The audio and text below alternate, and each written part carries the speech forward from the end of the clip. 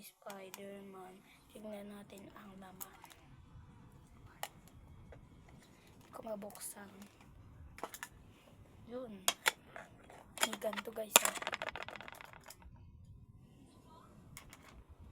Tapos may ponytail. Ito yan. Balik na natin. Kwarto to ng ate ko.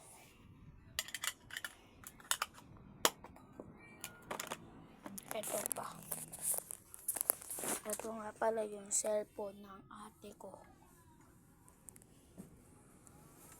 Ito yung kwarto niya. Ito naman, magsiswimming kami bukas. Next time na lang bukas. Bukas na yon. Bye-bye. Wait lang pala. Bago ako magbabay, shoutout nga pala kay Ezekiel H. Pink katas sa kaklase kong si Alex. Pwede i-subscribe nyo naman to pag meron nakapanood.